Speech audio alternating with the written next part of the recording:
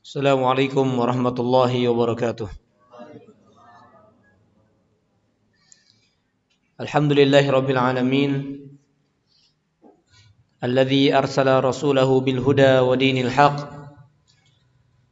liyudhhirahu 'ala ad-dini kullihi walau karihal kafirun.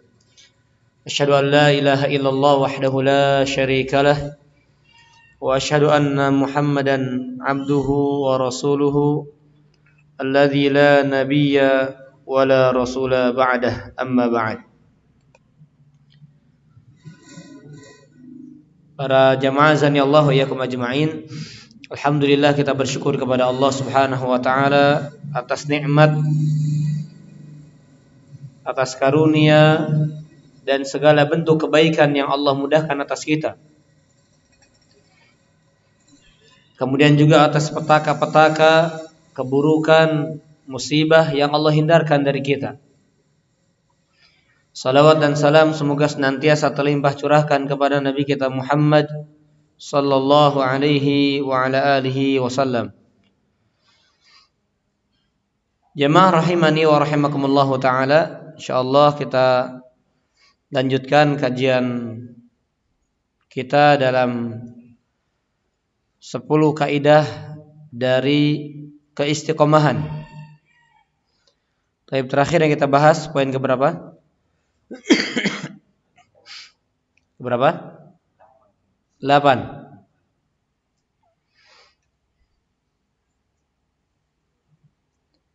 Masuk yang ke-8 atau ke-9? 9 sekarang ya.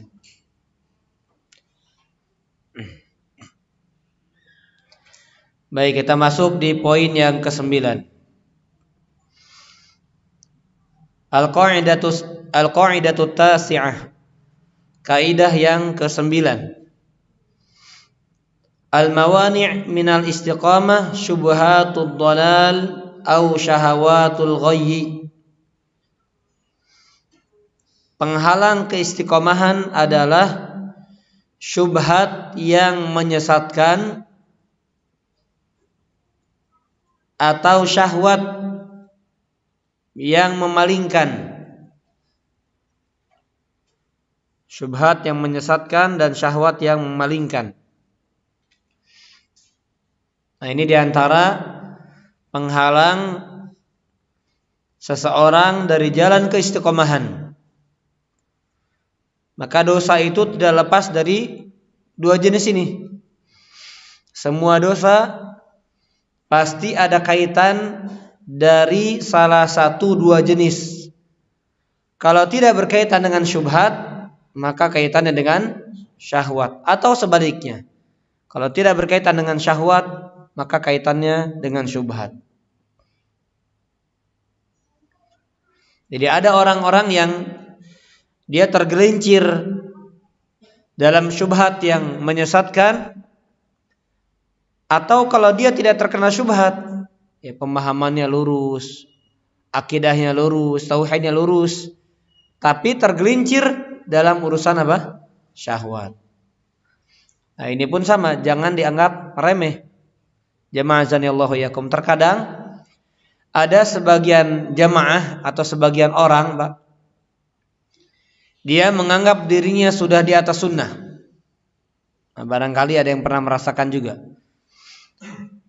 Dia menganggap dirinya atau meyakini dirinya sudah ada di atas akidah salaf, atau di atas sunnah, atau di atas pemahaman yang hak.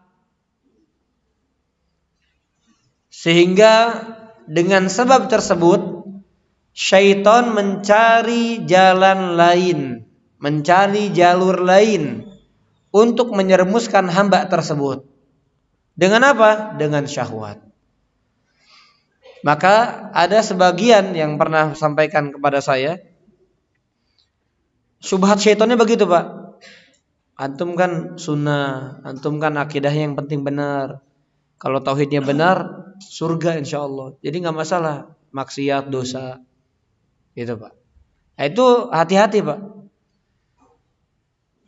Kerancuan-kerancuan yang dibisikkan oleh syaitan seringkali menipu daya manusia. Makanya kata Allah apa? Inna kaida syaitan. Sesungguhnya tipu daya syaitan. Walaupun dha'ifa, lemah, tapi karena kondisi iman kita lemah, maka bisa jadi pengaruhnya sangat besar. Maka tidak sedikit dan tidak jarang manusia dan para hamba Allah yang mereka dipalingkan dari jalan istiqomah dari jalur syahwat. Sebagaimana juga tidak sedikit manusia yang dipalingkan dari jalur keistiqomahan karena dengan sebab apa? Syubhat. Makanya sampai-sampai ada istilah saya tobat dari pemahaman salaf. Ada dai begitu ya. Saya udah tobat, saya nggak ikut-ikut lagi pengajian-pengajian salaf itu. Dan itu sangat lucu gitu Pak ya. Kalau ada orang mengatakan tobat dari pemahaman salaf. Lalu dari siapa dia akan memahami agama ini? Dari siapa mereka akan mengambil sumber agama, pemahaman yang benar kalau bukan dari salaf? Orang-orang yang telah mendahului kita dari kalangan para sahabat, para tabi'in, para tabi'ut tabi'in, dan orang-orang yang datang setelahnya yang mengikuti 3 generasi tersebut dengan benar. Baik, jemaah azani Allah wa iyyakum ajma'in. Asy-Syaikh di sini mengatakan, orang yang berjalan di atas jalan yang lurus, jalannya Allah yang lurus, maka ketika dia berjalan di atas jalan tersebut, pasti akan menjumpai yang namanya syubhat atau yang namanya syahwat, di mana syubhat dan syahwat tersebut memalingkan dia dari jalannya Allah Subhanahu wa taala. Jadi kemungkinannya tidak ada kemungkinan lain. Kemungkinan pertama adalah syahwat atau syubhat, yang kedua syahwat. Tidak ada kemungkinan yang lain. Disebutkan di dalam hadis yang diriwayatkan oleh Imam Ahmad dalam kitab Musnadnya dari sahabat Abdullah bin Mas'ud radhiyallahu anhu, Rasul berkata, Abdullah bin Mas'ud berkata, khattalana Rasulullah sallallahu alaihi wasallam. Khattan, Nabi membuat satu garis. Itu kata Abdullah bin Mas'ud. Tsumma qala, kemudian beliau berkata, hadza sabilullah. Inilah jalan Allah. Cuma satu, Pak. Ketika Nabi gariskan garis yang lurus, kata Nabi, hadza sabilullah. Inilah jalan Allah. Tsumma khatta khututan an yaminihi wa an shimalihi. Kemudian Nabi membuat garis yang sangat banyak di arah kanan dan kirinya. Jadi arah kanan kiri dari garis yang lurus tersebut. Banyak Nabi buat garis. Sebelah kanan dan sebelah kirinya. Kemudian apa kata Nabi SAW? Tsumma qala hadhihi subulun. Inilah jalan-jalan. Ala kulli sabilin minha syaitanun yad'u ilaihi. Inilah jalan-jalan yang banyak ini, baik yang sebelah kanan atau sebelah kiri. Apa kata Nabi? Ada syaitan-syaitan, setan-setan yang menyeru manusia untuk mengikuti jalan tersebut. Jalan yang mana maksudnya? Yang mana? Yang banyak tadi, yang kanan atau yang kiri. Makanya hati-hati ya. Dari hadis ini jemaah azanillahu iyyakum ajma'in, bisa kita simpulkan ternyata jalan Allah cuma satu. Jalan Allah cuma satu.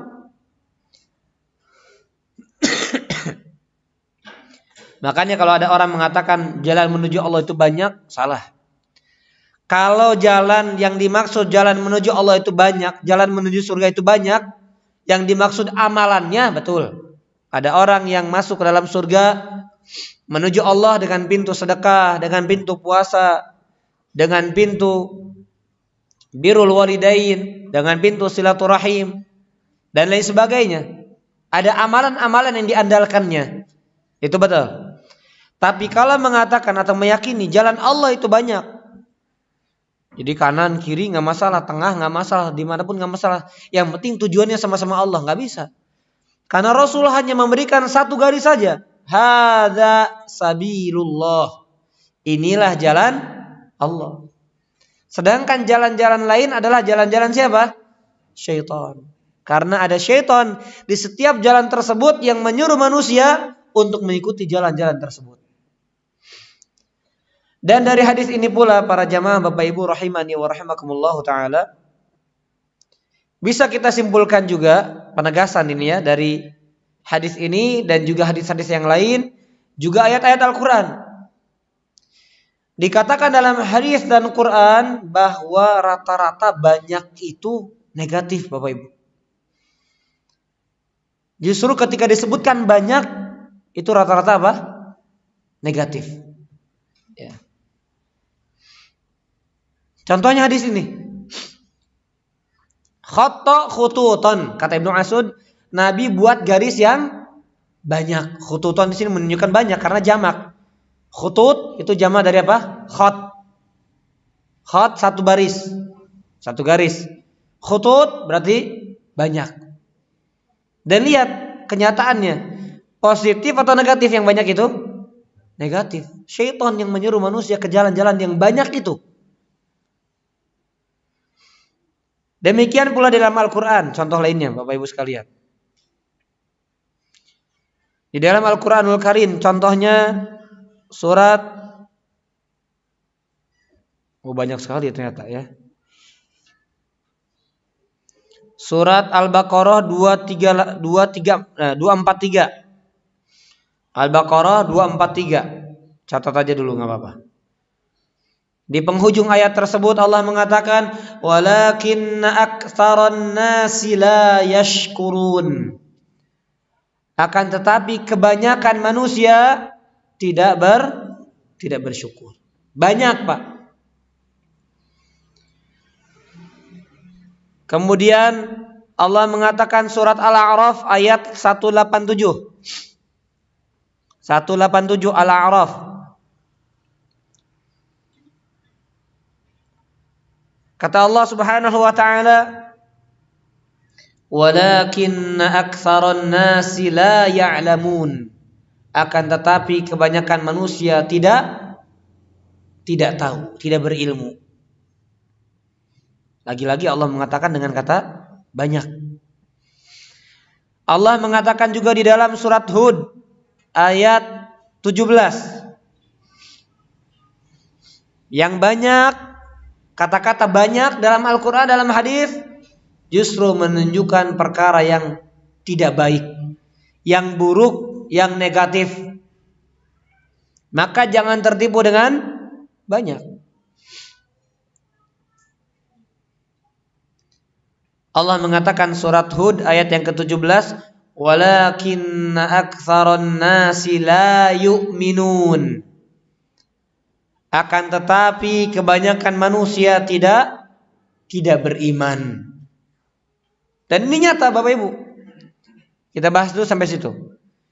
Yang syukur dengan yang kufur dari sekian jumlah banyak manusia, Allah pastikan yang sedikit yang syukur. Yang banyak yang kufur. Dari sekian banyak manusia, yang awam, yang jahil dengan yang alim, mana yang lebih banyak? Kenyataan yang jahil, yang awam lebih banyak daripada orang yang berilmu. Makanya heran kalau orang-orang tua tidak punya cita-cita anaknya jadi orang alim. Mengatakan ustaz udah banyak, pesantren udah banyak, santri udah banyak. Ya, kita nggak melek ke perkara yang lain. Lebih banyak pesantren atau yang umum? Yang umum, Mbak. Dan nggak menjamin juga orang pesantren kemudian jadi alim, nggak jamin juga. Ada terseleksi, gitu, Pak. Yang awam jauh lebih banyak, yang jahil jauh lebih banyak dibandingkan yang alim. Kemudian berbicara tadi apa? Tidak tahu, tidak bersyukur, tidak beriman. Jumlah populasi manusia di atas muka bumi ini berapa total sekarang? Di dunia Pak, bukan Indonesia ya. 7 miliar. Itu yang pertama Kristen yang paling banyak. Islam keberapa? Kedua, bukan kan ya Pak? Ya intinya yang kafir lebih banyak. Karena kan namanya kafir dengan berbagai macam nama mereka, agama, mazhab, metode beragama mereka tetap kafir di hadapan Allah.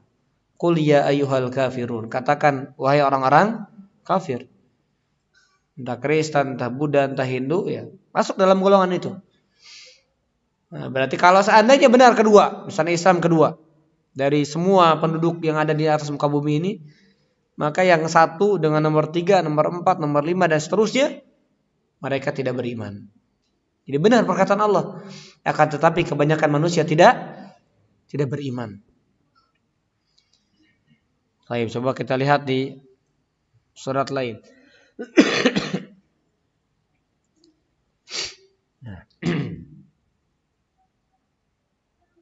Rata-rata sama ya, la yashkurun, la yu'minun. Kebanyakan sama, yaitu intinya berputar pada tidak bersyukur, tidak beriman, tidak mengetahui. Sedangkan kata yang sedikit, jemaah azanillahu yakum, itu positif. Ya. Kata yang sedikit itu justru positif. Sebagaimana Allah katakan di dalam surat Al-Baqarah 88. Al-Baqarah 88. Allah mengatakan bal la'anahumullah bikufrihim, akan tetapi Allah melaknat mereka karena kekufuran mereka. Kemudian di penghujung ayat Allah mengatakan faqalilam ma yu'minun, sedikit sekali di antara mereka yang beriman. Sedikit, Pak. Sedikit. Jadi kita enggak perlu berdoa ya Allah masukkan kami dalam golongan yang banyak, jangan ya. Karena sedikit yang selamat itu sedikit. Allah mengatakan juga surat Al-A'raf ayat ketiga. Surat Al-A'raf ayat yang ketiga. Kata Allah qalilam ma tadhakkarun, sedikit di antara kamu yang mengambil pelajaran tadzakkar, mengambil pelajaran zikra. Sedikit di antara kamu atau sedikit sekali kamu mengambil pelajaran.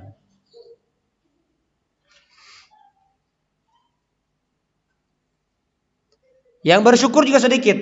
Allah mengatakan di dalam surat Al-Mu'minun ayat 78. Al-Mu'minun 78 atau juga surat Saba ayat 13. Allah mengatakan qalilam ma tashkurun, sedikit sekali kalian bersyukur. Nah, surat Saba-nya ayat 13 kata Allah wa qalilum min ibadiyash syakur, sedikit dari hamba-hambaku yang bersyukur. Jadi sekalipun orang yang muslim atau menyandarkan dirinya kepada Islam, enggak mesti dikatakan dia orang yang bersyukur. Jadi sedikit. Karena Allah mengatakan di dalam surat Saba itu min ibadi, dari hamba-hambaku. Di mereka hambaku, tapi yang syukur kepadaku sedikit. Jadi sedikit dari yang sedikit. Subhanallah. Baik, jamaah azanillahu iyyakum ajma'in. Ini di antara faidah hadis dari kaidah yang ke-9 tentang penghalang jalan keistiqomahan adalah syubhat ataupun syahwat. Dan kita lihat juga kenyataannya, realitanya jamaah azanillahu iyyakum. Orang yang ikut syubhat banyak. Orang yang terkena syubhat banyak. Sebagaimana orang yang terbuai. Orang yang terus dia dalam gelombang syahwat itu banyak. Syahwat duniawi, syahwat wanita, syahwat jabatan, syahwat harta, dan lain sebagainya. Maka Rasul memberikan petunjuk kepada kita, ikuti jalan satu-satunya yang menghantarkan kita kepada Allah, yaitu hadza sabilullah, inilah jalan Allah yang lurus. Hanya satu, yaitu dengan kita mengikuti petunjuknya Allah melalui teladan Nabi kita Muhammad sallallahu alaihi wasallam. Baik. Dan syaitan, jamaah azanillahu yakum, kata Syekh di sini, kalau dia melihat manusia itu tafrid. Ya. Apa tafrid itu? Menyepelekan, malas-malasan, Pak ya? Mengabaikan, menggampangkan. Maka dari jalur apa syaitan menggoda manusia? Syahwat, Pak. Ya, syahwat, Pak. Orang kalau lemah, Pak, semangatnya, maka yang diincar sama syaitan adalah pintu syahwat. Karena syahwat luar biasa ya. Pengaruhnya, dampak buruknya luar biasa syahwat.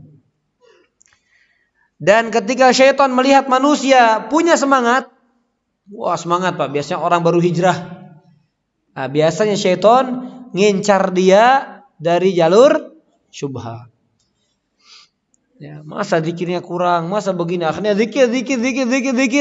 Tapi akhirnya ghulu dalam hal tersebut, akhirnya terkena syubhat, maka kemudian dia mengamalkan perbuatan-perbuatan yang tidak pernah dicontohkan oleh Rasulullah SAW dan para sahabatnya. Maka perhatikan kita, makanya Islam mengajarkan kita, dan memang Allah mengatakan bahwasanya umat Islam ini adalah ummatan wasata. Wa kadzalika ja'alnakum ummatan wasata. Allah katakan dalam surat Al-Baqarah di juz kedua, ya di halaman pertama itu. Umat yang pertengahan, jadi nggak menggampang-gampangkan, tidak juga berlebihan, pertengahan. Karena syaitan akan lihat manusia kecondongannya kepada hal apa, maka syaitan akan menggoda manusia kepada perkara tersebut yang manusia condong kepada perkara-perkara itu.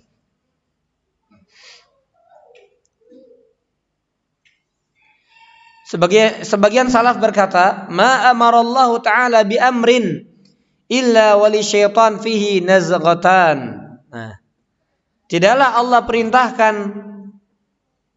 seseorang dengan satu perintah, ini kata sebagian salaf, kecuali syaitan itu punya dua tipu daya, punya dua hembusan, punya dua cara. Imma ila tafrid wa taqsir. Yaitu kemungkinan pertama kepada apa? Sikap menggampang-gampangkan. Maka akhirnya dijatuhkan kepada syahwat. Wa imma ila mujawaza wa ghulu, atau kepada sifat apa? Berlebihan, ghulu. Wala yubali bi ayyima dhafar, dan syaitan enggak peduli, Pak, Bapak Ibu sekalian. Syaitan enggak peduli dari arah mana dia akan sukses, dia akan menang. Enggak peduli. Kalau enggak syubhatnya orang, jatuhkan dalam urusan syahwat. Nah, maka kita Pak, yang alhamdulillah Allah anugerahkan kepada kita pemahaman yang lurus, ya Pak ya, akidah diajarkan yang benar, tauhid yang benar, manhaj yang benar, berarti kita harus hati-hati dalam urusan apa? Urusan apa? Syahwat, Pak. Ya, tentu kita urus hati-hati syubhat syahwat. Ya, kita hati-hati juga Pak, syubhat, hati-hati ya. Jangan, karena kata para ulama, asyubhatu khattafah wal qulubu dha'ifah. Syubhat menyambar-nyambar sedangkan hati itu lemah, hati-hati gitu, Pak. Nah, tapi kita rata-rata, Pak, secara umum, Pak ya, kita tahu sudah menghindar dari syubhat itu. Oh, ini ngeri, sudah kita tinggalkan. Nah, syaitan nanti cari caranya dari arah apa? Jalur syahwat. Nah, maka kita harus hati-hati di situ.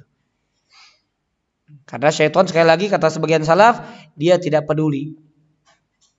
Dia nggak ambil pusing. Yang penting menang. Baik dari sisi syahwat dia jatuhnya, atau dari sisi syubhat.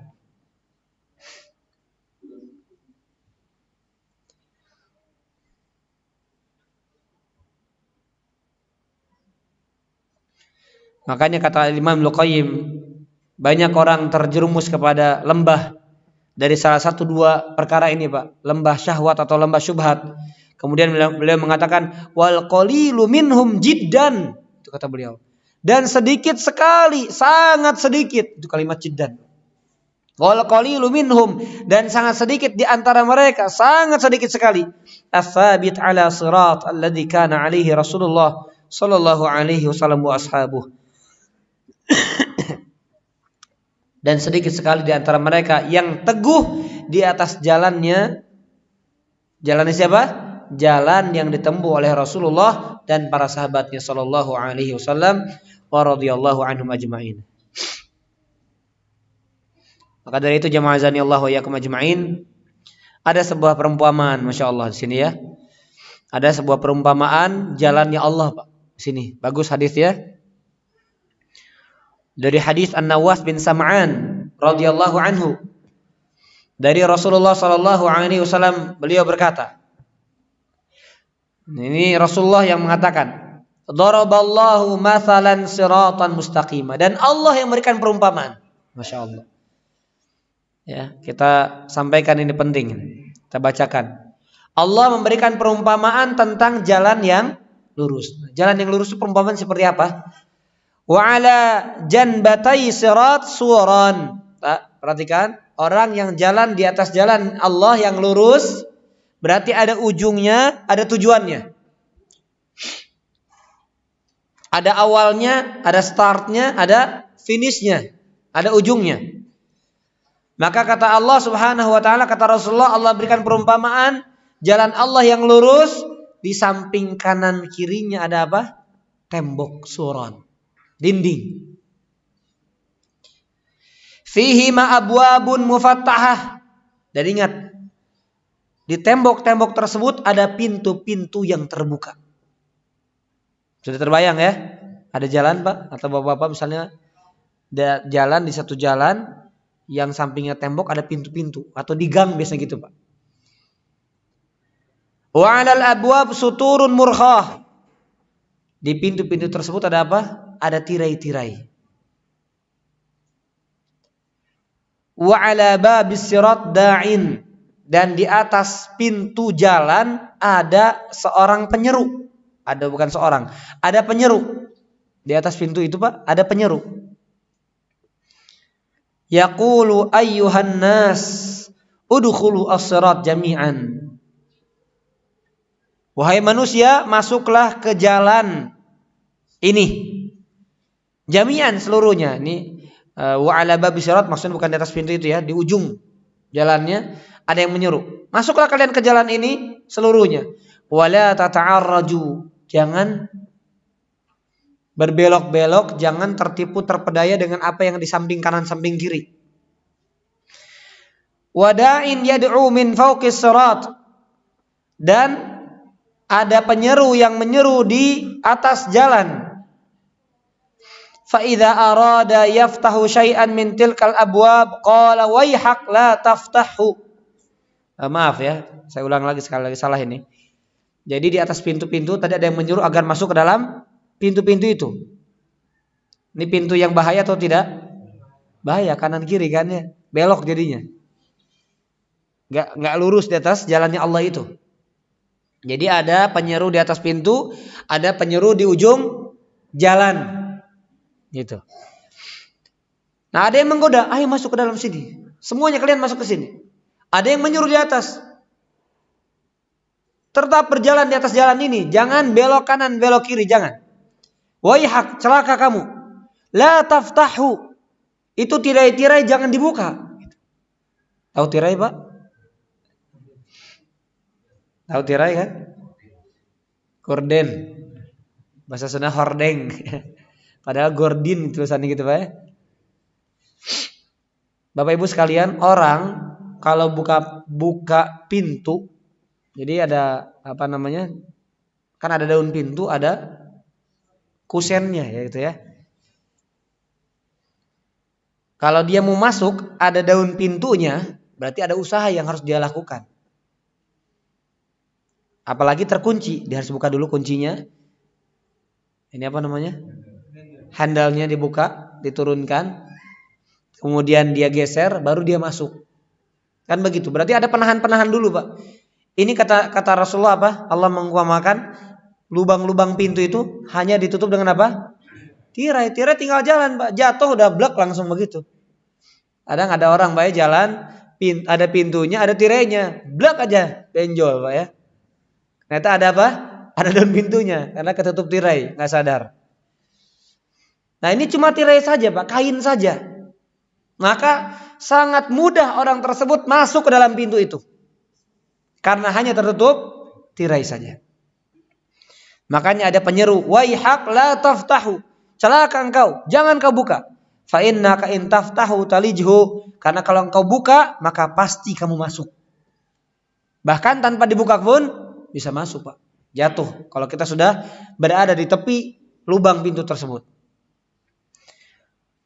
Wasirat. Nah, lihat perumpamaannya. Sirat, Pak, jalan yang kita atau yang seorang itu jalani itu, as-sirat itu adalah al-Islam. Itu jalan Islam, Pak. Berarti Islam satu-satunya jalan yang menghantarkan kepada siapa? Kepada Allah. Ke surga Allah, ke jalannya Allah. Itu Islam. Wasuran hududullah, Masya Allah. Sedangkan tembok-tembok tadi Pak, yang sebelah kanan, sebelah kiri, yang ada pintu-pintu yang tertutup dengan tirai adalah apa? Batasan-batasan Allah. Wal abwab al mufattahah, sedangkan pintu-pintu yang terbuka maharimullah, apa-apa yang diharamkan oleh Allah. Udah kebayang belum, Mbak? Bapak Ibu udah kebayang? Orang kalau sudah dekat yang haram, maka pasti terjatuh. Makanya bahasa syariat, Pak, lihat betapa indah kalau kita memahaminya dengan bahasa Nabi, dengan bahasa syariat. Apa kata Nabi SAW? Ma amartukum an syai'in fakhuduh. Apa yang aku perintahkan kepada kalian ambil. Wa ma nahaitukum anhu fajtanibuh. Kata Nabi itu dalam hadis Abu Hurairah riwayat Bukhari Muslim. Dan apa yang aku larang atas kalian fajtanibuh. Apa artinya? Apa artinya? Jauhi. Itu lebih ablag lagi, Pak. Tinggalkan betul, Pak. Orang meninggalkan bisa jadi di tempat. Ini Pak, ditawarin Pak ya. Ogah, gitu kan Pak. Tapi bahasa syariat apa? Fajtanibu, tinggalkan jauh, maksudnya jauhi kalimatnya. Meninggalkan dengan cara menjauhinya. Itu Pak, itu bahasa syariat. Dan inilah perumpamaan yang Allah buat agar orang itu berjalan di atas jalan yang Allah yang lurus tanpa berbelok ke kanan, belok ke kiri. Pintu-pintu tadi yang terbuka. Sekarang Pak, kesempatan apa yang Allah haramkan terbuka atau tidak? Apalagi di zaman ini. Apalagi di negeri ini yang tidak ditegakkan hududullah, batasan-batasan Allah atau pidana-pidana yang ditetapkan dalam syariat, enggak. Maka orang semakin bebas. Ya, hukum qisas, hukum potong tangan semakin bebas, Pak. Ya, maka jemaah azan Allah yakum, lihat pintu-pintu tadi yang terbuka, yang mufattah, yang terbuka, yang ditutup dengan tirai tadi adalah apa-apa yang diharamkan Allah. Wa dzalika da'i ala ra'si sirat kitabullah. Ini maaf ya, ada kesalahan lagi, maaf karena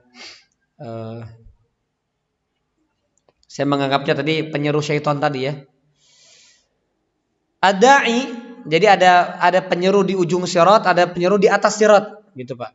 Itu sama-sama kebaikan, maaf. Sama-sama kebaikan. Makanya penyeru yang ada di atas atau di ujung jalan kitabullah Al-Qur'anul Karim. Jadi Islam sebagai jalannya, pedomannya siapa? Al-Qur'an. Pedomannya adalah Al-Qur'an. Jadi kita jalankan Islam melalui petunjuk Al-Qur'anul Karim. Nah ternyata Pak, Masya Allah, Allah berikan karunia kepada setiap hati hamba Pak. Wada'i min fauqi sirat. Jadi ada yang di ujung jalan, ada yang di atas jalan. Fauq itu di atas. Nah, saya contohkan, misalnya ini di ujung jalannya, Bapak Ibu. Ada yang di atas jalannya, yang menyeru masuk jalan sini, gitu. Ini juga menyeru, terus berada di atas jalan sampai ujung. Nah, maka yang menyeru ini adalah kitabullah, Dan yang di atas jalan tersebut yang menyeru adalah apa? Wa'idullah fi qalbi kulli muslim. Wa'id, pengingat yang Allah berikan kepada setiap hati orang yang muslim. Masya Allah. Makanya para hadirin, Bapak Ibu azan ya Allah wa iyyakum ajmain, lihat betapa kasihnya dan sayangnya Allah kepada kita. Sampai-sampai diberikan setiap hati seorang muslim ada wa'idullahnya, pengingat dari Allah yang membisikkan kebaikan. Jangan sampai kita menyimpang, jangan sampai kita terjerumus, jangan sampai kita terjungkal dan seterusnya. Ya. Ini wa'idullah, Pak, pengingat Allah yang ada dalam setiap hati seorang muslim. Sepanjang dia statusnya muslim, maka ada wa'idullah itu. Dan kita rasakan atau tidak, Pak? Kalau kita mau berbuat sesuatu, ada mengingatkan dalam hati, jangan. Walaupun terkadang syahwat menguasai dan akhirnya kalah, kita ikut syahwat. Ya. Makanya perang yang sesungguhnya, apa dalam syariat itu perang yang sesungguhnya? Perang melawan syahwat. Kata Nabi SAW, al-ghalib, orang yang menang bukan orang yang mengalahkan musuhnya. Dia bergulat, kemudian dia berada di atas. Ya, entah itu tinju dunia, UFC, dan seterusnya. Orang yang menang, Pak, dia bisa menang dengan fisiknya, Pak. Dia bisa menghajar musuhnya sampai hancur, sampai rusak. Tapi nggak mesti dia bisa mengalahkan syahwatnya. Betul atau tidak, Pak? Kan nggak boleh, Pak, ya. Mencari uang dengan cara seperti itu, karena ada wajah kepala yang dipukul, itu di antara sisi keharamannya. Ya. Nah, lihat, dia bisa mengalahkan musuh tapi melawan syahwat, karena syahwatnya adalah apa? Ketenaran, kemenangan, uang. Itu kan syahwat semua, Pak. Bisa nggak dia kalahkan itu? Berat, Pak. Makanya perang yang sesungguhnya adalah perang melawan apa? Hawa nafsu, syahwat, syaitan. Karena bisa jadi orang menang dalam sisi fisik, tapi nggak mesti menang untuk mengalahkan syahwat. Nah, ini perumpamaan yang disabdakan oleh Rasulullah Sallallahu Alaihi Wasallam. Maka lihat, pegang teguh Bapak Ibu sekalian, Islam, ya. Kenali Islam, pelajari Islam dengan dalil-dalilnya, pelajari Al-Quran, karena Al-Quran yang akan memberikan pedoman kepada kita untuk terus berada di atas jalan Islam tersebut. Kemudian tadi kalau ada nasihat yang Allah tanamkan di dalam hati setiap kita, maka ikuti, niscaya kita akan selamat. Dan hati-hati dengan batasan-batasan Allah tadi. Hati-hati dengan batasan-batasan Allah. Apa yang diharamkan Allah jangan didekati. Ya, kita jauhkan sejauh-jauhnya. Tentunya kita mohon pertolongan kepada Allah agar Allah berikan kekuatan kepada kita untuk bisa menjauhi apa-apa yang diharamkan Allah Subhanahu wa taala.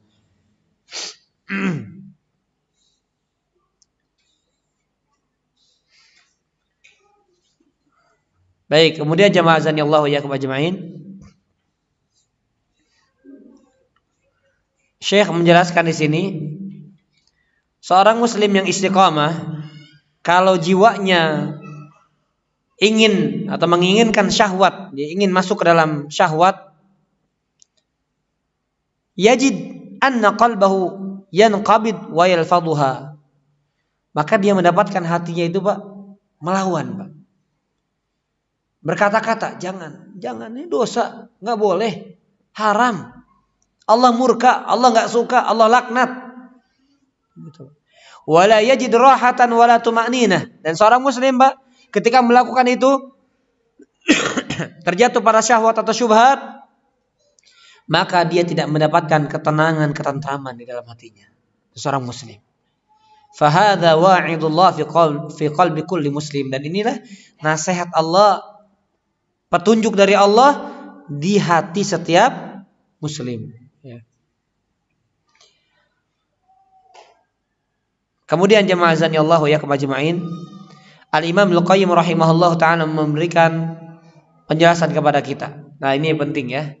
Penjelasan ini penting karena orang yang berjalan di atas jalan Allah, Pak, di dunia ini, ternyata dampaknya itu, Pak, nanti apa yang dia dapatkan di atas jembatan yang Allah bentangkan di atas neraka jahanam. Jadi perjalanan seorang hamba di dunia itu hasilnya akan dia dapat ketika dia berjalan di atas jalan jembatan di atas neraka jahanam. Sekali lagi saya ulangi, perjalanan dia di atas neraka jahanam itu ditentukan dengan perjalanan dia ketika dia berjalan di atas muka bumi, ketika dia menjalankan agama. Ya. Saya singkat saja perkataan Al-Imam Al-Qayyim rahimahullah ta'ala, atau saya jelaskan dengan makna yang tentu tidak keluar dari makna yang disampaikan atau dimaksudkan oleh Imam Al-Qayyim. Bapak Ibu rahimani wa rahimakumullah ta'ala, ketika kita menjalani kehidupan dunia ini, selama ini Bapak Ibu, kita terkena syahwat atau tidak? Terkena syubhat atau tidak? Pernah kena syubhat juga? Pernah. Maka na'udzubillahi min dzalik, kalau tidak kita kembali kepada Allah Bapak Ibu. Demikian pula ketika kita jalan di atas jembatan yang Allah bentangkan di atas neraka jahanam. Orang yang berjalan di atas jembatan yang Allah bentangkan di atas neraka jahanam itu Bapak Ibu sekalian, ada yang secepat kilat, ada yang secepat angin, ada yang secepat cahaya, ada yang secepat kuda berlari, ada yang orang berjalan saja, ada yang bahkan merangkak Bapak Ibu. Dan bahkan ada orang yang bergelantungan Bapak Ibu sekalian. Jadi dia dikait dengan ada besi, akhirnya jatuh, tetapi salah satu tangan dan kakinya masih menggelantung. Dikait, berdarah-darah Bapak Ibu sekalian. Berdarah-darah dan gosong. Kenapa? Karena terkena hembusan neraka jahanam yang ada di bawahnya. Bayangkan, menggelantung. Tapi akhirnya sampai juga ke surga. Ada orang yang terjerumus. Kenapa? Ada kait. Ada kait yang tajam yang mengait orang-orang yang berada di atas jembatan tersebut. Bagi siapa saja yang Allah takdirkan tidak selamat. Nah, maka Bapak Ibu sekalian, orang yang melakukan perjalanan di atas muka bumi untuk menuju Allah, yang dia terkait oleh syahwat ikut syahwat, dikait oleh syubhat ikut syubhat, maka itulah kondisi dia nanti di atas jembatan tersebut. Paham Bapak Ibu sekalian? Jadi perjalanan seorang di atas jembatan neraka jahanam itu tergantung atau ditentukan dengan perjalanan dia ketika di dunia. Jadi kira-kira kita masuk golongan yang mana? Nah, kira-kira kalau kita lihat, kecuali atas dasar kasih sayang Allah ya, kena syahwat, kena syubhat, berarti sudah pantas Bapak Ibu sekalian kita terkena kail besi tersebut yang ada di atas neraka jahanam, yang berduri, yang mengerikan pemandangannya. Kalau Allah tidak rahmati kita, kalau Allah tidak ampuni kita, kalau Allah tidak sayangi kita, maka itulah kondisi kita kelak di atas neraka jahanam. Tapi kalau kita kembali kepada Allah, kalau Allah ampuni dosa-dosa kita, kalau Allah berikan kasih sayangnya kepada kita, maka mudah-mudahan kita termasuk orang-orang yang selamat di atas jembatan tersebut dan kita melewatinya dengan sangat mudah. Amin ya rabbal alamin. Dan doa semua nabi apa doanya? Ya Allah, selamatkan. Cuma nabi yang mendoakan kaumnya, ya Allah selamatkan. Allahumma sallim, Allahumma sallim. Ya Allah selamatkan, ya Allah selamatkan. Ya. Maka dari itu jamaah azanillahu yakum ajma'in, wal 'abdu fi hadzal maqam, maka dari itu hamba pada kondisi ini yahtaj ila nau'ain, membutuhkan dua macam hidayah agar selamat berjalan di atasnya. Wahuma, yaitu apa? Al hidayah ila siratal mustaqim wal hidayah fi siratal mustaqim. Hidayah menuju jalan yang lurus dan hidayah di atas jalan yang lurus. Faham nggak Bapak Ibu? Saya jelaskan. Jadi orang itu membutuhkan dua Bapak Ibu sekalian. Pertama, jalan untuk mengetahui ini jalan lurus atau bukan. Pertama untuk mengetahui ini jalan lurus atau bukan. Kayak gini Pak. Sekarang anggap kita nggak tahu peta Pak ya. Baghdad di mana? Kan nggak tahu Pak. Misalnya Pak ya, nggak tahu peta. Sebelah kanan kalau di peta itu sebelah kiri Indonesia, di atasnya atau jangan-jangan di bawahnya, di bawah Australia. Oh nggak tahu saya. Nah orang Pak yang ingin mencapai satu tujuan, dia harus tahu dulu jalannya. Alamatnya dia harus tahu dulu. Paham Bapak Ibu? Paham ya? Di mana letaknya? Itu jalannya atau bukan gitu. Ketika tahu, untuk menjalaninya sampai ke tujuannya, dia juga butuh hidayah dari Allah. Paham Bapak Ibu sekalian? Sekarang Bapak Ibu saya ingin tanya, banyak gak orang yang sudah mengakui, oh ini jalan yang benar ini? Banyak gak Bapak Ibu? Oh ternyata ini nih orang-orang yang sunnah begini nih. Orang-orang yang dicibiri ini ternyata, yang difitnah Wahabi ini ternyata ini. Ini yang lurus. Dia tahu jalannya. Tapi dia tidak mendapatkan jalan hidayah oleh Allah Subhanahu wa taala untuk menjalaninya di jalan tersebut. Di jalan tersebut. Faham Bapak Ibu? Itu. Orang tahu tapi dia nggak dapat hidayah untuk berada di atas jalan itu. Baru menuju, tapi untuk berada di, kan ada kalimat apa? Ila, ke. Oh tahu saya ini jalan benar. Tapi fi, untuk berada di dalamnya, maka itu butuh hidayah juga. Jadi dua hidayah yang kita butuhkan. Meminta kepada Allah itu apa? Jalan menuju kebenaran dan berada di atas kebenaran. Sama kayak kita Bapak Ibu sekalian, kita nggak bicara, ini bicara yang lebih mahal ya, pemahaman sunnah, pemahaman manhaj yang hak. Ini pemahaman yang sangat mahal. Amal soleh Pak. Kita tahu banyak amalan-amalan yang luar biasa. Ada yang perlu modal, ada yang tidak perlu modal. Kita tahu jalan itu. Tapi seringkali Allah gak kasih hidayah untuk kita berada di atas ibadah itu. Betul gak Bapak Ibu? Betul gak? Ditambah lagi untuk istiqomah, teguh di atas ketaatan itu. Makanya ketika kita berdoa kepada Allah, renungkan Bapak Ibu. Hayati, kalau kita sedang berdoa sama Allah. Kalau kita sedang meminta kepada Allah dua jalan ini. Ihdinas siratal mustaqim, itu dua jalan kata para ulama. Ya Allah tunjuki kami jalan yang lurus. Kita sudah kasih petunjuk atau belum? Sudah. Ya Allah setiap hari kita minta sama Allah. Ya Allah tunjukkan kami jalan yang lurus. Sudah atau belum? Sudah. Tapi bisa jadi kita belum apa? Dapat hidayah untuk menjalaninya. Berada di atas jalannya itu. Jalan-jalan amal soleh itu. Begitu Bapak Ibu sekalian, azan ya Allah yakum. Jadi setiap muslim membutuhkan dua jenis hidayah. Hidayah untuk menuju jalan yang benar, jalan yang hak, jalan ketaatan, jalan ibadah kepada Allah yang menghantarkan kita kepada Allah, dan jalan untuk kita berada di atas jalan tersebut, berjalan sampai akhirnya kita tiba di hadapan Allah Subhanahu wa taala. Wallahu a'lam bishawab.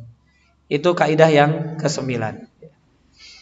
Jadi penghalang, ya kesimpulannya, penghalang seorang itu bisa menyimpang, teralihkan dari jalan yang lurus adalah syahwat atau syubhat. Maka mohon kepada Allah agar Allah jauhkan kita dari syahwat sebagaimana Allah jauhkan kita dari syubhat. Karena dua perkara tersebut, dua perkara yang besar yang menyimpangkan manusia dari jalan Allah Subhanahu wa taala. Baik, berikutnya kaidah yang ke-10. Berarti ini kaidah yang terakhir. Ya, alhamdulillah selesai. Sudah berapa kitab kita selesai berarti? Ini yang kedua ya. Pertama kemarin akidah. Yang ke-10. At-tashabbu bil kufar. Nah, ini penting. Karena banyak orang memahami tasyabuh itu cuma penampilan. Oh, nggak boleh pakai anting, nggak boleh pakai simbol-simbol kafir, salib, ya. Kemudian jeans sobek-sobek, ketat. Oh, ini tasyabuh, betul. Atau cara gaya rambutnya, ini tasyabuh dengan fulan yang kafir. Gayanya memang begitu. Atau celananya, misalnya bajunya dengan pedangdut, pemusik dan seterusnya, itu tasyabuh, nggak boleh. Tapi di sini beda, Pak. Tasyabuh di sini tasyabuh yang seringkali barangkali kita Bapak Ibu sekalian yang sudah ngaji jatuh kepada bentuk tasyabuh yang bentuknya sifat. Kita akan bahas ini. At-tashabbuh bil kufar min a'zamil junuh 'anil istiqamah.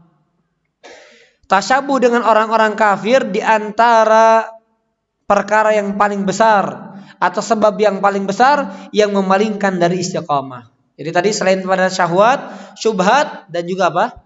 Tasyabuh. Apa arti tasyabuh?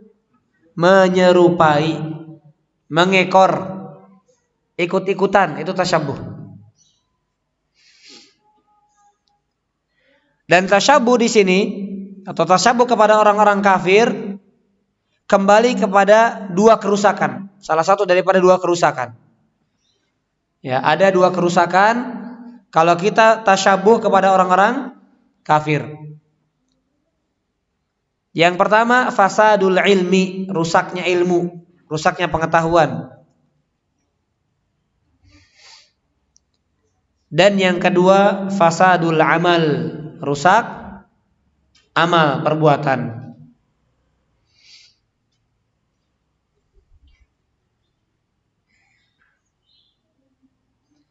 Baik, kita pahami dari surat Al-Fatihah yang sering kita baca. Nah, langsung saya tanya. Ketika Allah mengatakan siratal ladzina an'amta 'alaihim, siapa mereka 'alaihim?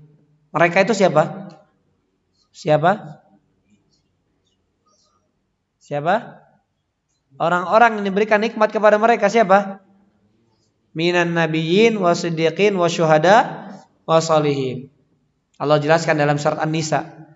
Dari kalangan nabi, para siddiqin, para syuhada, para solihin, orang-orang soleh. Di antaranya para nabi, kemudian para sahabat dan orang-orang soleh yang mengikuti mereka.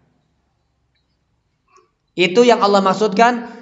Ya Allah, ketika kita berdoa kepada Allah, ya Allah tunjukkan kepada kami jalan yang lurus, jalan orang-orang yang Engkau berikan nikmat atas mereka. Jadi mereka sudah berada di atas kenikmatan. Sudah Allah jamin kenikmatan. Nah, kita minta petunjuk sama Allah agar kita pun bisa mengikuti mereka di atas kenikmatan itu. Kemudian kita tegaskan, ghairil maghdubi alaihim, bukan jalan orang-orang yang dimurkai atas mereka. Siapa orang yang dimurkai itu? Siapa? Pada puncaknya adalah Yahudi. Wala dan bukan ad-dallin, orang-orang yang sesat. Siapa mereka? Pada puncaknya adalah orang-orang Nasrani. Orang Yahudi rusaknya dari sisi apa? Tadi kan kerusakan itu ada dua. Sisi ilmu, sisi amal. Orang Yahudi rusaknya sisi apa? Sisi apa? Ilmu apa amal? Yang berubah-berubah nih. Ilmu apa amal? Amal apa ilmu? Berubah lagi kita dirubah. Baik, sekali lagi terakhir. Yahudi rusak dari sisi amal atau ilmu? Amal. Orang Yahudi itu disebutnya apa? Orang yang berilmu, Pak. Makanya orang-orang berilmu di antara mereka disebutnya apa? Wal ahbar. Masya Allah, Pak. Orang-orang yang ilmunya sangat mendalam. Tapi mereka rusak dari sisi amalnya. Sedangkan orang Nasrani rusak dari sisi apa? Ilmunya. Nah, beramal tapi tidak dasar dengan ilmu, akhirnya sesat. Berilmu tapi rusak amalnya, akhirnya dimurkai. Nah, maka jamaah azani Allah ya kawa jama'in,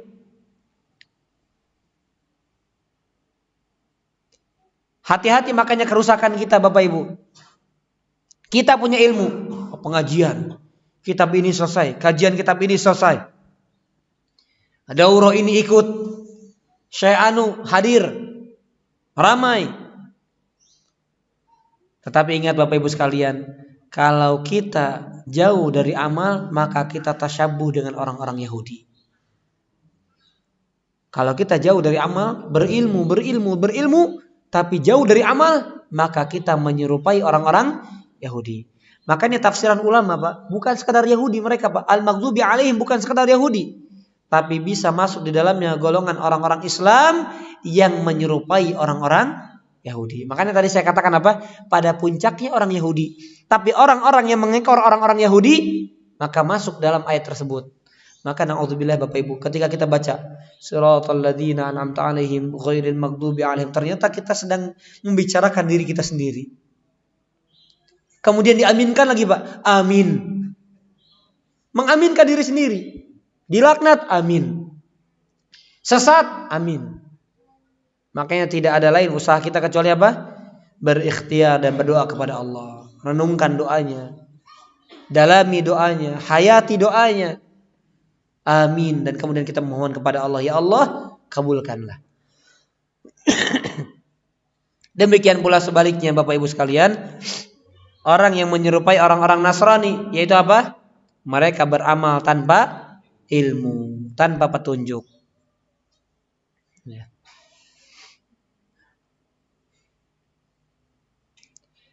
Dan jemaah azanillahu ya kemajma'in, ada perkara lain selain daripada berkaitan dengan ilmu dan amal juga. Bisa jadi seseorang itu menyerupai orang-orang Yahudi dari sisi apa? Yaitu hasad. Dari sisi hasad. Makanya Syekh di sini mengatakan wa qad yubtala ba'dul muntasibina 'indal ilmi wa ghairuhum bi naw'in minal hasad liman hadahu Allah bi ilmin nafi aw 'amalin salih wa huwa khuluqun madmumun mutlaqan wa huwa fi hadzal mawdi' min akhlaqil maghdubi 'alaihim. Na'udzubillah. Orang-orang Yahudi Allah cela. Kenapa? Karena mereka hasad kepada orang-orang beriman. Hasad, hati-hati Pak. Jauhi sejauh-jauhnya sifat hasad. Maka kata beliau, ada sebagian orang yang menyandarkan dirinya kepada ilmu. Maksudnya apa? Thalibul ilmi. Kita thalibul ilmi atau bukan? Insya Allah kita pada tahapan itu. Penuntut ilmu. Atau dengan kata lain apa? Udah ngaji belum? Ya nggak Pak? Kan kita suka mengistilahkan orang ya, ini udah ngaji, dia belum ngaji, gitu Pak ya. Padahal orang sudah ngaji, ngaji Qurannya juga kurang. Ini orang ngaji tapi nggak pernah ngaji, atau orang ngaji tapi nggak bisa ngaji. Ada Pak? Ada orang kajian tapi jauh dari Quran. Orang yang menyandarkan dirinya kepada ilmu atau dengan kata lain thalibul ilmi, penuntut ilmu, orang yang sudah ngaji tapi suka hasad. Sama siapa? Sama orang yang lebih berilmu dengannya. Maaf Pak, kadang muncul orang di tengah-tengah pengajian, ternyata dia dominan dari sisi apa? Keilmuan. Menyerap ilmunya gampang, paham ilmunya gampang. Ternyata kita dengki Pak, hati-hati. Ini diantara sifat dasar orang Yahudi ternyata Pak. Mereka Pak, orang-orang Yahudi, mereka tidak mau beriman diantara sebabnya apa? Hasad Pak. Hasad kepada orang beriman. Allah katakan surat Al-Baqarah di sini 109. Wadda katsirum min ahlil kitab law yaruddunakum min ba'di imanikum kufaran. Itu kata Allah. Banyak orang-orang ahlul kitab berharap, menginginkan, bercita-cita law yaruddunakum min ba'di imanikum kufara. Kalau kalian ini kembali murtad setelah beriman. Kenapa kata Allah? Ya, menjadi orang kafir lagi, murtad lagi kepada agama kafir. Alasan orang-orang ahli kitab ini, orang-orang Yahudi ini, hasadam min indi anfusihim. Hasad yang timbul dari diri-diri mereka. Mim ba'di ma tabayyana lahumul haq, setelah jelas kebenaran atas mereka. Saya jelaskan dengan penjelasan sederhana. Ternyata orang-orang Yahudi, Bapak Ibu sekalian, hasad kepada orang beriman karena mereka beriman. Bayangkan. Jadi karena mereka beriman hasad. Kenapa mereka beriman? Sehingga orang-orang Yahudi berharap agar orang-orang beriman ini apa? Murtad. Kembali lagi kepada agama kafir. Nah kalau kita Bapak Ibu sekalian, kalau kita punya sifat ini, itu yang bisa menyebabkan kita berpaling dari jalan keistiqomahan. Yang tadinya kita istiqomah jauh dari maksiat, ternyata gampang jatuh kepada lubang maksiat. Yang tadinya berada di atas pengajian yang hak, ternyata ikut pengajian yang penuh dengan syubhat. Hati-hati Pak. Hati-hati. Bisa jadi itu penyebabnya. Hasad kepada sebagian orang-orang yang mengaji, yang dia ternyata lebih berilmu, lebih cepat paham. Pak, kita kalau dapat orang, dia misalnya Pak, ternyata oh ini dulunya satu pengajian dengan saya, Ustadz ini, tapi jadi Ustadz sekarang, kita dengki Pak. Kenapa? Apa yang membuat kita dengki? Bukannya harusnya kita senang Pak, ada teman kita yang jadi orang alim, atau teman kita yang rajin ibadah. Udah antum gak usah terlalu begitulah. Itu hati-hati juga Pak. Antum gak usah terlalu rajin-rajin amat. Hati-hati. Ternyata yang menyebabkan munculnya perkataan itu karena antum dengki. Karena kita dengki Pak. Kita pengennya sama semua. Udah ngajinya sama aja. Gak mau melihat orang lain berkembang. Itu karena apa? Hasad. Dan ini Bapak Ibu sekalian sering muncul juga di hati para da'i, para ustadz. Muncul da'i baru, lebih dikenal, lebih banyak jamaahnya, hasad. Padahal lebih berilmu. Na'udzubillah. Mudah-mudahan Allah jauhkan dari saya, dari kita semuanya. Memang syaitan begitu Pak. Caranya gimana aja.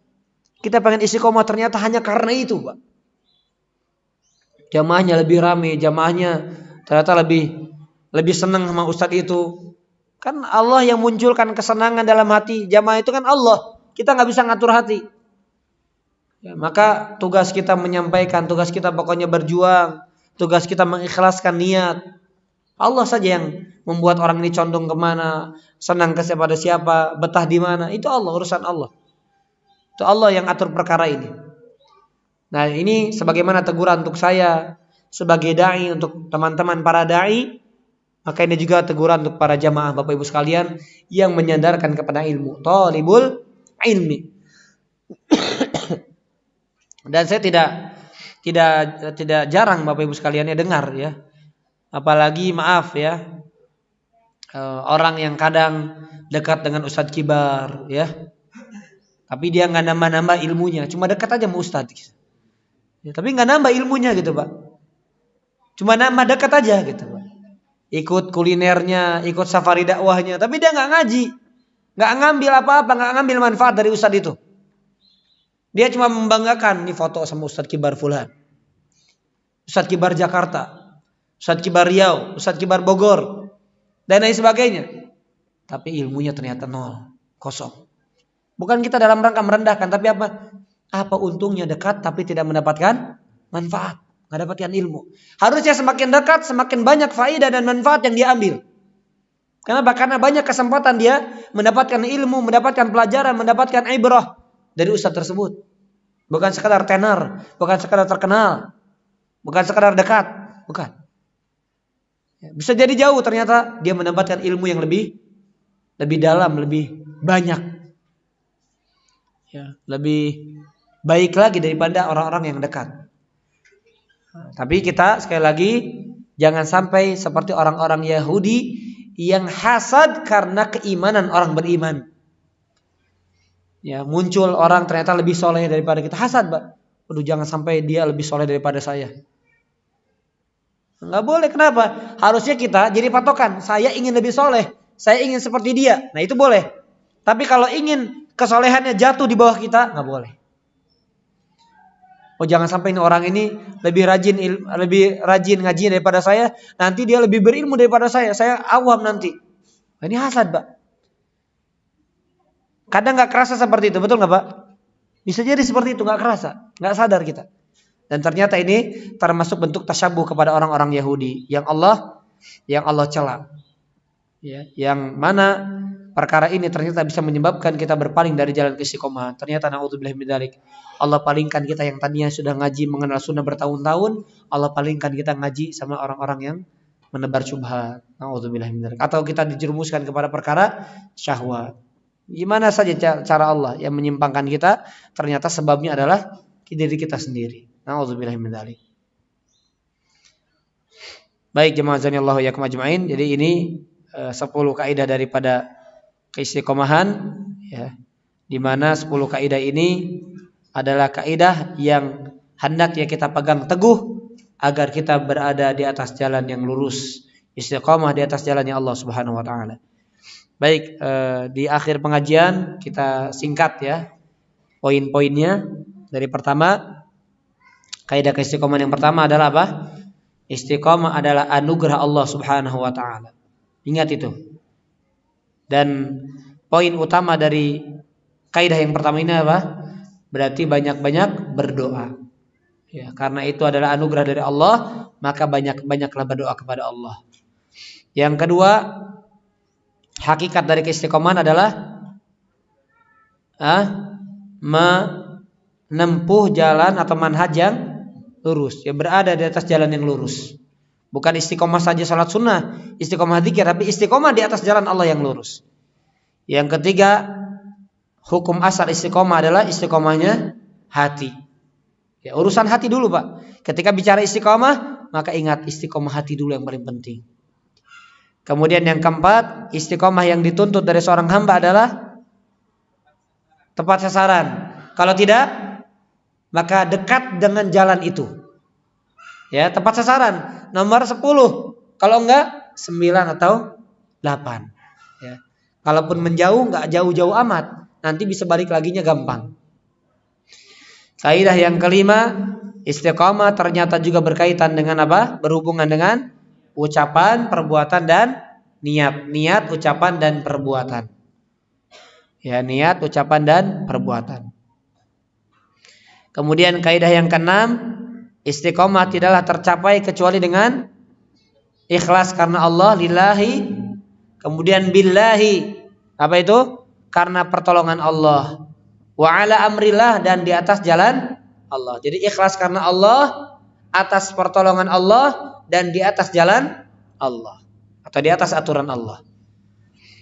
Kaidah yang ketujuh, ketika seorang hamba itu istiqomah, jangan bersandar kepada amalannya. Ya, jangan menyandarkan diri kepada usahanya, jangan, tapi sandarkan kepada Allah. Ingat ya, kita cuma usaha, tapi jangan dijadikan sandaran usaha itu. Karena usaha hanyalah sebab. Tempat bersandar kita siapa? Allahus Samad. Allah tempat bersandar semua manusia. Sekali lagi Bapak Ibu kalian, ini penting. Kita berusaha, kita berdoa, kita berjuang, kita mengupayakan, tapi hati nggak boleh bersandar kepada usaha, nggak boleh. Sedikit pun nggak boleh. Bersandarlah kepada Allah Subhanahu wa taala. Kemudian yang kedelapan, buah daripada keistiqomahan didapatkan di dunia, fi dunya al-istiqamah ala sirat yaumil qiyamah. Jadi istiqomah di dunia, buahnya adalah istiqomah di atas nanti jembatan di atas pada hari kiamat. Ya, jadi buah keistiqomahan di dunia akan dipetik nanti kelak, buahnya di mana? Di hari kiamat. Ala sirat yaumil qiyamah, di atas jembatan yang ada pada hari kiamat. Yang kesembilan, penghalang keistiqomahan adalah syubhat yang menyimpangkan, yang memalingkan, dan syahwat. Dan terakhir yang ke-10, tasyabbuh dengan orang-orang kafir, di antara penghalang atau penyebab yang terbesar yang memalingkan dari jalan keistiqomahan. Berarti poin 2 terakhir, intinya larangan atau bagaimana kita menjauhi dari syubhat, dari syahwat, dan dari sifat, yaitu tasyabbuh kepada orang-orang kafir, terutama yaitu sifat hasad yang sangat tercela di dalam Islam. Wallahu a'lam bishawab. Baik, silakan kalau ada pertanyaan sebelum kami tutup. Wallahu a'lam. Silakan.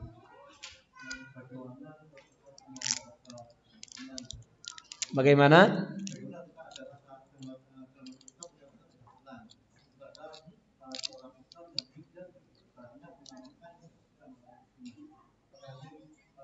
Perasaan apa tadi?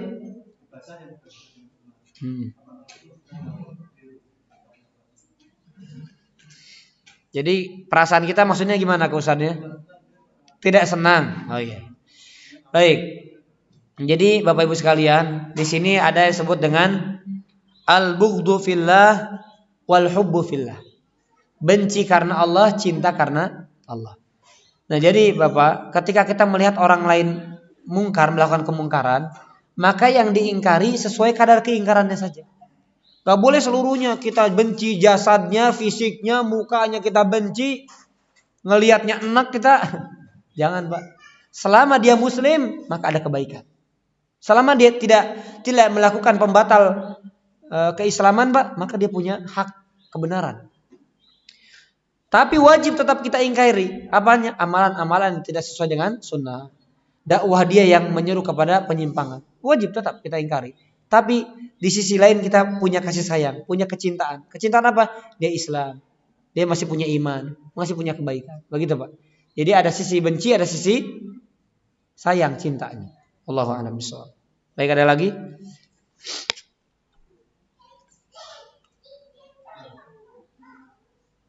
Silakan.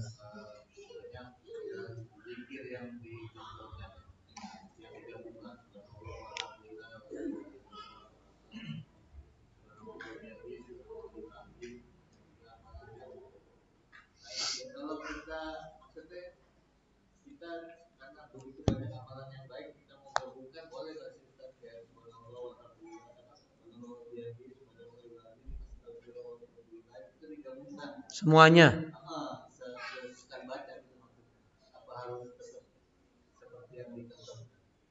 Ya. Allahu a'lam bishawab. Enggak masalah ya zikir sifatnya luas. Jadi kalau Bapak misalnya pengen zikir semuanya, khawatir cuma itu aja misalnya, digabungkan semuanya dalam satu waktu, enggak masalah. Cuma repotnya itu, Pak. Kayaknya repot juga, Pak ya. Subhanallah, subhanallah walhamdulillah wala ilaha illallah wallahu akbar, astagfirullah wa atubu ilaih. Kemudian subhanallah bihamdi subhanallahil azim. Allahu akbar. La ilaha illallah wahdahu la syarika lahu mulku wa hamdu ala kulli syai'in qadir. Alhamdulillah wala haula wala quwata illa billah. Nanti pas yang kedua lupa Pak biasanya, Pak. Ya. Tapi kalau seperti itu ya namanya zikir, Pak. Bapak mau zikir semuanya enggak masalah. Gitu ya.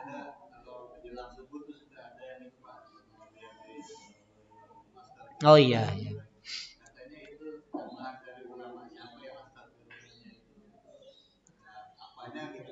Oh, kalau diyakini dengan keyakinan tertentu itu jadi nggak boleh. Tadi Bapak kan mau zikir bebas, ya silakan. Tapi jangan kemudian dikhususkan waktunya. Oh ini saya baca pada subuh. Padahal Nabi nggak lakukan itu, maka jangan. Jadi kalau yang ada waktu-waktunya, yang ada tempat-tempatnya sudah sesuaikan. Nah kalau yang tidak ada ketetapan itu, ya Bapak bebas zikir apa saja. Mau tasbih, mau takbir, mau tahmid, mau hauqalah, mau apa silakan. Gitu. Wallahu a'lam bishawab. Baik.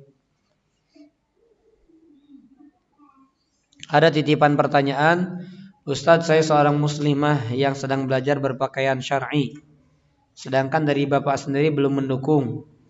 Bahkan terkesan merendahkan saya dengan atau jika saya berpakaian syar'i. Bagaimana cara menyikapinya Ustadz? Karena menurut Bapak berpakaian biasa saja. Tidak perlu dengan gamis. Jazakumullah khairan. Wa iyyakum. Baik, dakwah kepada orang tua yang awam atau yang apalagi yang jauh dari agama pelan-pelan ya, pelan-pelan.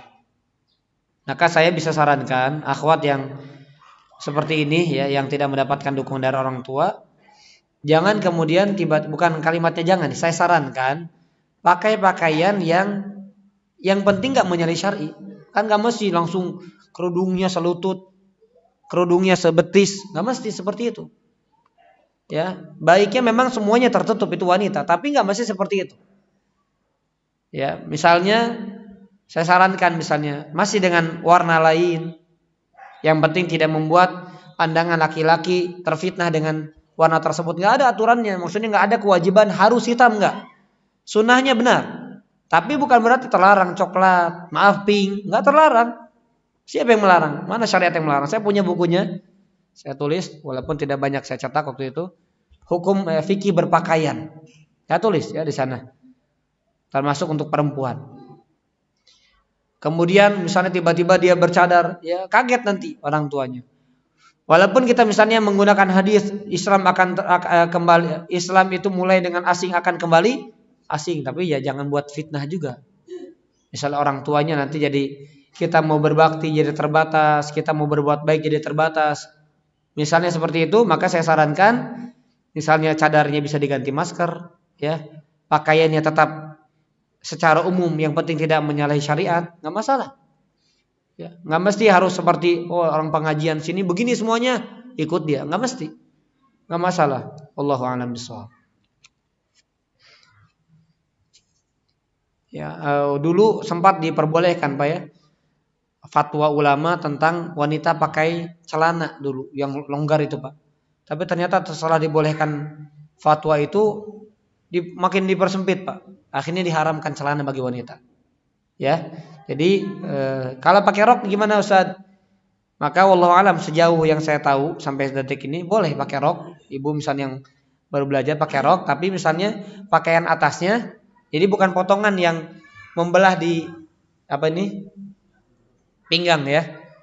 Bukan yang membelah di sini, tapi tetap panjang seperti kurta ya kalau laki-laki. Panjang misalnya sampai betis, tapi kemudian pakai rok juga. Enggak, mudah-mudahan. Di mana hal terlarangnya dalam hal itu? Misalnya kemudian kerudung, yang penting menutupi bagian dada. Ya, kalau dia bisa tutup sampai segini misalnya, nggak masalah. Apa dosanya? Kadang kita, Pak, maaf, Pak. Kadang kita pun demikian, Pak. Karena kita sudah, maaf ya, sudah terbiasa tercucinya. Oh, kalau yang sunnah begini. Berarti kalau nggak begini nggak sunnah. Nah, itu harus dihilangkan, Pak, seperti itu, Pak. Orang-orang awam yang baru belajar, yang kadang ikut pengajian juga, kadang dipandang sensitif sama ibu-ibu. Ini lihat, wah ini nggak sunnah ini. Kenapa nggak segini kerudungnya, nggak segini, begitu, Pak? Nggak boleh seperti itu. Ya, memang baiknya ya tidak dilipat ke sana, dilipat ke sini, digulung ya. Tapi kalau polos misalnya masih segini, nggak masalah. Karena perintah Al-Quran pun demikian, menutup sampai tertutup bagian dadanya, gitu ya. Wallahu a'lam bishawab. Baik, ada lagi pertanyaan? Mudah-mudahan tidak ada ya. Tadi saya mau izin lagi tadinya, Pak. Qadarullah masih kambuh-kambuhan 2 pekan ini. Mohon doanya mudah-mudahan ya semua kita ya diberikan kesehatan, karena kalau sehat itu beda dalam melakukan ketaatan. Ya, walaupun ada sisi positifnya. Ya, bisa jadi kita nggak diampuni dosanya dengan istighfar kita, ternyata dengan dosa kita diampuni. Bisa jadi derajat kita diangkat bukan karena sholat kita, karena sholatnya sering nggak khusyuk mikirin dunia. Tapi ketika sakit khusyuk istighfarnya. Ya, lebih dihayati, lebih dinikmati. Kenapa? Sakit dia mengeluh, ya Rabb, ya Allah, ya Syafi. Bisa jadi begitu, Pak. Jadi ya kita yang diuji sakit sebetulnya dinikmati. Tapi ya tentu dengan sakit jadi banyak batasan-batasan ibadah-ibadah yang terbatas. Maka mudah-mudahan Allah berikan kesehatan kepada kita semuanya dengan kesehatan yang sempurna, di mana kesehatan tersebut Allah mudahkan kita untuk melakukan ketaatan kepada Allah Subhanahu wa taala. Amin ya rabbal alamin. Demikian yang dapat kami sampaikan. Kurang lebihnya saya mohon maaf. Mudah-mudahan bermanfaat. Dan akhir kata kita mohon kepada Allah, Allahumma anta rabbuna farzuqnal istiqamah. Ya Allah, Engkau adalah Rabb kami. Ini doanya Hasan Al-Basri. Allahumma anta rabbuna farzuqnal istiqamah. Ya Allah, Engkau adalah Rabb kami, maka karuniakan keistiqomahan kepada kami. Allahumma amin ya rabbal alamin. Subhanakallahumma bihamdika asyhadu an la ilaha illa anta astaghfiruka wa atubu ilaik. Wassallallahu ala nabiyina Muhammad wa ala alihi wa sahbihi wasallam. Assalamualaikum warahmatullahi wabarakatuh.